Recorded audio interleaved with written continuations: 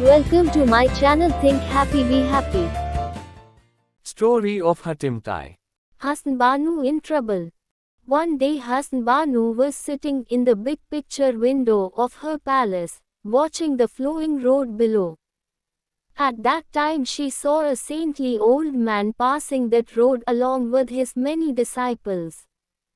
Some of his disciples were walking in front of him and they were placing gold and silver bricks for the old man to step on. The saintly person was old with white hair and a long white beard. His disciples were taking care of him with great respect. Husn Banu was very much impressed with the sage. She called her nurse and asked, "Mother, he seems to be a great soul. Do you know anything about him?" The old lady replied, "Yes, dear. I know this old holy man. He is an enlightened soul, and even our emperor treats him with reverence and considers him as a teacher. Then why not invite such a great person to our palace?"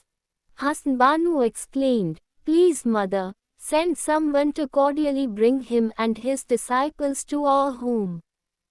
I will feel blessed if he agrees to have dinner here." The nurse immediately sent 2 servants to convey Husn Banu's invitation to the great man. He agreed to have dinner and entered Husn Banu's palace along with his 40 followers. Special arrangements were made for the disciples in the separate room and the servants looked after their needs. Husn Banu herself attended the holy man and made sure that he was absolutely comfortable on silk-covered soft seats and cushions. Then she offered him the best of the cuisine, served on silver platters. The variety of steaming, aromatic food and cool, scented sherbets were placed in front of the holy man and Husn Banu stood there with folded hands to serve whatever he liked. After the dinner, Husn Banu took the holy man to a chamber specially prepared for him to rest. But the man refused to stay any longer. In spite of Husn Banu's repeated requests, he said, "No, my child, I have renounced this world and its pleasures. These luxuries are not for me. So along with my disciples, I will take your leave now." Then Husn Banu expressed her wish to present him with priceless gifts like silk robes and invaluable gems. But again the great man refused. "Don't feel bad, my girl, but what good these things would be for a hermit like me. So please take this away and show me to the door." Husn Banu was disappointed, but she consoled herself that at least the sage had blessed her by eating food at her home. After they all left, Husn Banu and her servants cleared up everything and then she told her people to retire for the night.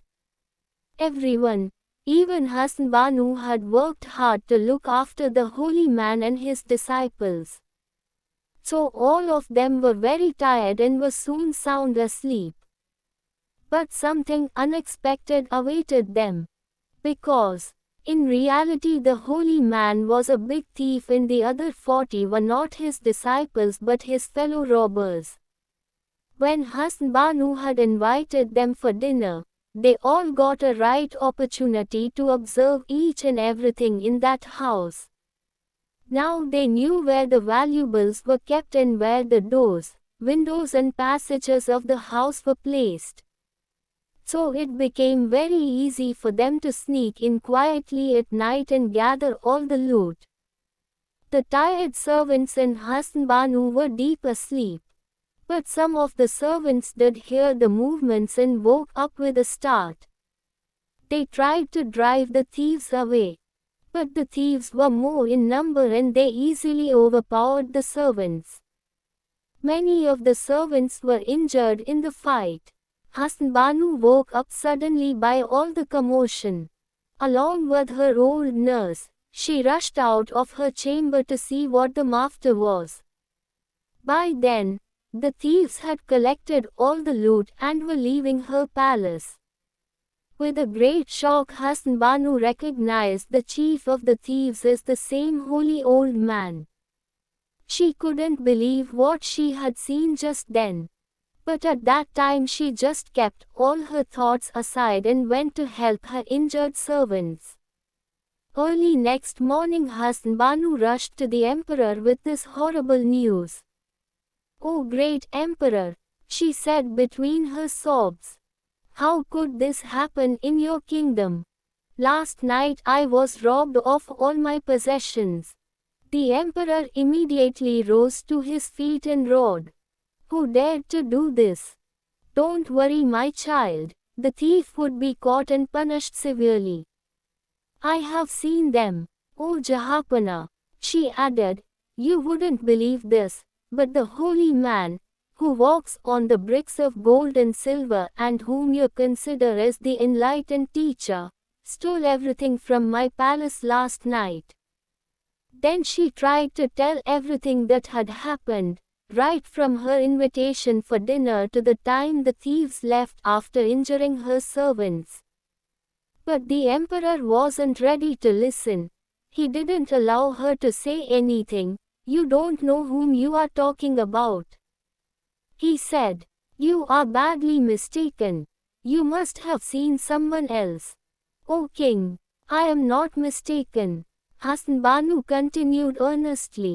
"He is not any great man or an enlightened soul. He is a cheater, a cunning thief in the disguise of a sage." Now the emperor was very much angry. "Keep absolutely quiet, you rude girl," he thundered at the young Husn Banu. "How do you dare to utter such disrespectful words for that divine soul? Admit at once that you made a grave mistake in identifying the person and pray to God for forgiveness for saying such things." The emperor was so furious that he was about to order his soldiers to kill Husn Banu as the punishment. But then he suddenly remembered that he had promised her father Bazak that he would always take care of Husn Banu. The emperor was her guardian and he knew that as a guardian, he couldn't sentence her to death. Instead, he ordered his soldiers, "Go and take away everything that she has got. Take away all her rich clothes and ornaments, her palace. Confiscate all the property that she has got and throw her out of the country." Husn Banu was shocked to hear this. She didn't know how to convince the emperor. He was like a father to her, but he also was the king of the country. She was very much sad. But more than losing all her wealth, she felt bad because the emperor didn't believe what she said. The emperor's soldiers did not waste any time in taking charge of Husn Banu's property and possessions. So Husn Banu had no other way left. She had to leave the country. Her faithful motherly nurse insisted on accompanying Husn Banu. "No, I will not allow you to come with me," Husn Banu said. "There would be many hardships and I cannot make you face such difficulties in this age. You can stay here, as you were not punished to leave the country. So you are not coming." But the old nurse refused to stay back and she accompanied Husn Banu. Leaving the kingdom of Khorasan behind, they walked in a deep forest.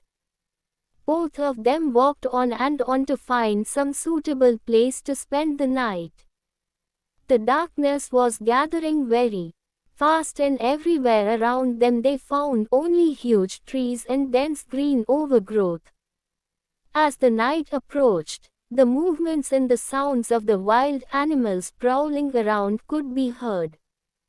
Soon it became pitch dark and still both of them had not found any safe shelter. Delicate Husn Banu was not used to such hardships. After walking for miles and miles through the jungle, she and her old nurse were very tired. Ultimately they couldn't walk any further and sat beneath a big tree.